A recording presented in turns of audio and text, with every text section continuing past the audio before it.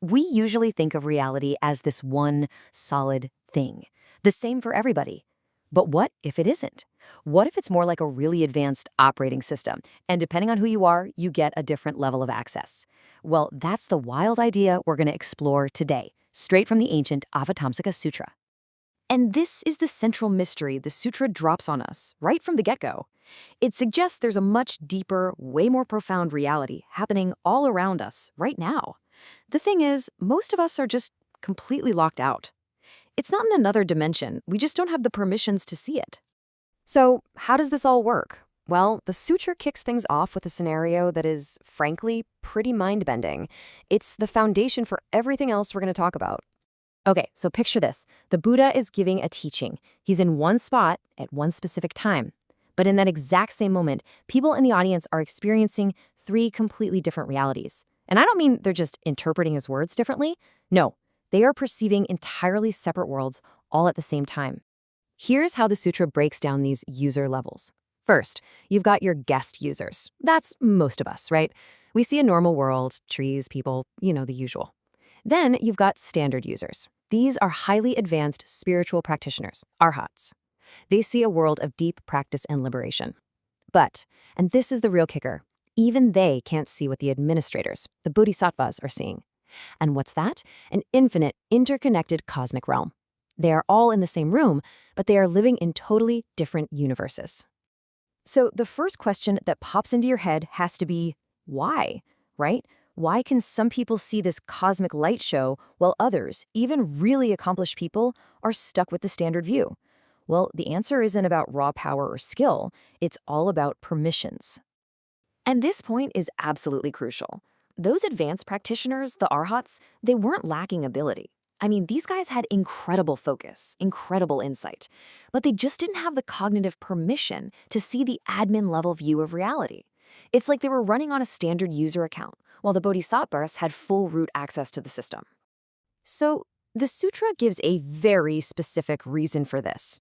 It says their view is blocked because it's covered by deep, thick karmic hindrances. Now, that's a classic phrase, but let's be real. What does that actually mean for us today? Let's just reframe this. Instead of thinking of hindrances as some kind of moral stain, think of them as your system's own internal firewalls. They're the cognitive filters, the default settings, all the legacy code from your past thoughts and actions that are actively blocking you from seeing the full underlying operating system of reality. So, what does this source code of reality even look like? Well, the sutra is not saying nothing exists. Not at all. It's saying that the things we perceive as so solid, people, events, our entire lives, they're actually just manifestations. They're like images projected on a screen. They seem totally real, but they aren't solid, independent things at their core. Okay, so if our perception is limited by our own internal firewalls, how in the world do we get admin rights? Believe it or not, the text lays out a surprisingly practical guide. So let's call it the 7-step upgrade. But before we get to the steps, we have to look at the core algorithm that powers the whole upgrade. It's really a combination of 3 things. You've got vow power, that's your core intention, your direction. Then there's wisdom, your actual understanding of the system's source code. And finally, a pure mind, which just means a stable, uncluttered focus. You put those 3 together, and that's what determines how much of this deeper reality you can actually see. All right, let's get into the upgrade guide. Step 1, calibrate your view. You have to constantly train yourself to see experiences as these fluid manifestations, not solid objects. 2, set a bigger intention. This is huge. Instead of just aiming for your own personal peace, you shift your goal to universal understanding for everyone. 3, start using a wider lens in your thinking. And 4, connect with good sources. This could be a mentor, a classic text, any high-quality source of wisdom to guide you. Now for the next steps, which go even deeper. 5, learn to see the whole in the part. Look at one single thought, one tiny event, and practice seeing the entire network of causes and conditions within it. It's like seeing the whole hologram in one tiny piece. 6, shift your actions from being all about you to being about helping others. And finally, number 7, stabilize your focus.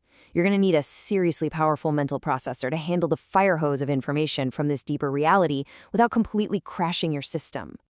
So, after all of that, the theory, the tech metaphor, the practical steps, what's the single biggest takeaway here? Well, it's a massive shift in how we approach not just our minds, but the world itself. Here it is. The biggest misconception we have is thinking the world is broken and we need to fix it.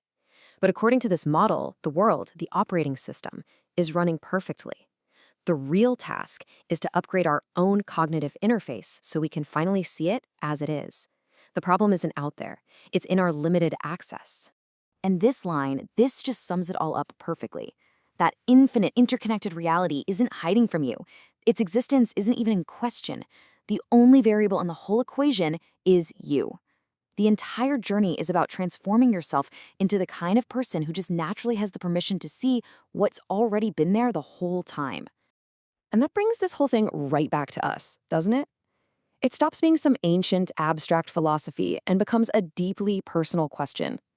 If what you perceive depends on who you are, then the most creative thing you can possibly do is decide who you want to become.